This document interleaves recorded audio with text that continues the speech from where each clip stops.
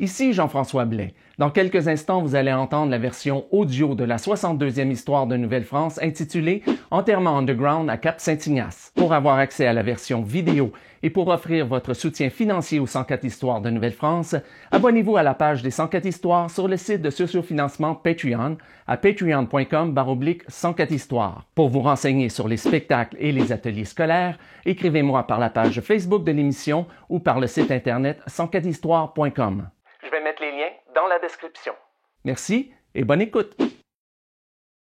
Le 21 décembre 1748, l'intendant Bigot a envoyé un enquêteur dans la paroisse du Cap-Saint-Ignace pour faire toute la lumière sur une étrange affaire d'enterrements illégaux qui s'y déroulait depuis plus d'1 an. Les habitants refusaient d'aller enterrer leurs morts dans le nouveau cimetière à cause d'une chicane de clocher. Ici Jean-François Blais et aujourd'hui à 104 histoires de Nouvelle-France, des enterrements underground à Cap-Saint-Ignace.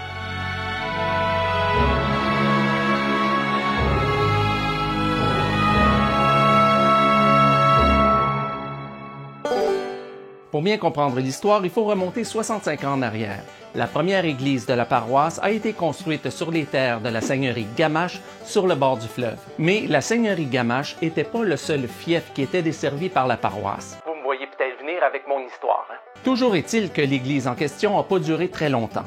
Elle avait été construite en bois sur le bord du fleuve et elle a été détruite par l'érosion des berges.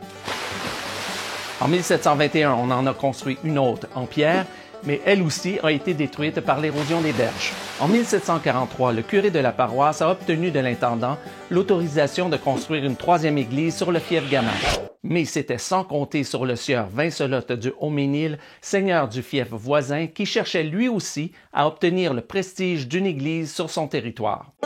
En 1744, alors que les travaux de construction allaient bon train dans la seigneurie Gamache, le sieur de Vincelotte a profité de la visite de l'évêque dans la paroisse pour lui faire une offre qu'il pouvait difficilement refuser.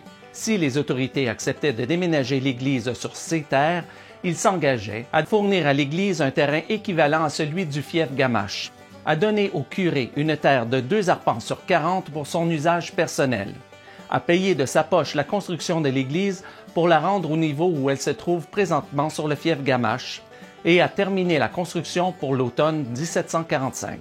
L'évêque a aussitôt ordonné qu'on arrête la construction de l'église dans la seigneurie Gamache. Il est allé voir l'intendant à Québec pour lui demander l'autorisation qu'on la construise plus tôt dans la seigneurie voisine. Et au printemps 1745, l'intendant a donné son autorisation pour le déménagement de l'église et a aussi donné l'autorisation au syndic de poursuivre tous les habitants, incluant ceux de la seigneurie Gamache, qui refuseraient de participer à la construction de l'église. La décision, sans doute, n'a pas plu aux habitants du fief Gamache. La chicane de clocher était prise. D'un côté, les habitants du fief Gamache refusaient de se rendre dans la seigneurie voisine pour recevoir des services religieux. De l'autre, le nouveau curé refusait de se rendre au fief Gamache pour les donner. En 1748, dans un geste étonnant de protestation, les habitants du fief Gamache ont refusé de se rendre dans la seigneurie voisine pour enterrer leurs morts. Ils ont préféré les enterrer chez eux dans leur ancien cimetière sans service religieux. L'intendant Bigot était pas content. Dès qu'il a appris la nouvelle, il a chargé le procureur du roi à la prévôté de Québec de se rendre à la paroisse de Cap-Saint-Ignace pour y faire enquête. Le problème n'était pas seulement religieux, il était aussi civil. Il était aussi important à l'époque qu'aujourd'hui de savoir qui dans la population était vivant et qui était mort. Quelques semaines plus tard, le 10 janvier 1749, le procureur du roi avait terminé son enquête. Dans son rapport, il donne le nom, l'âge et la date de décès de chaque personne qui avait été enterrée illégalement.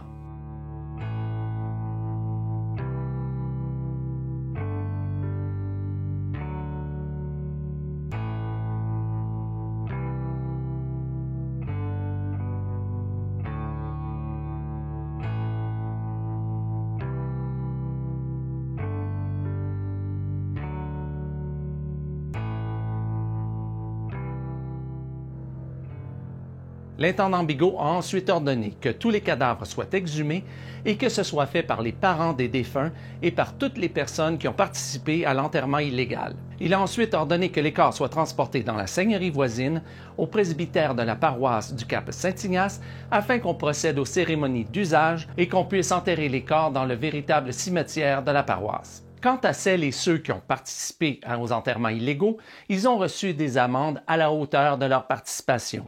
Les amendes les plus salées ont été données à Augustin Bernier et Pierre Fortin, l'un pour avoir été l'instigateur du mouvement de protestation et l'autre pour avoir participé à la plupart des enterrements. Quant aux autres habitants, ils ont reçu des amendes variant entre 10 et 150 livres, montant auquel pouvaient être déduits les frais reliés aux funérailles et au transport des cadavres. Après ces événements, les habitants du fief Gamache ont cessé d'enterrer leurs morts illégalement. Mais la chicane de clocher était loin d'être terminée. On peut même dire qu'elle a survécu à la Nouvelle-France, parce qu'on en trouve encore des traces dans la première décennie du régime anglais. Ici Jean-François Blais, et c'était des enterrements underground à Cap-Saint-Ignace.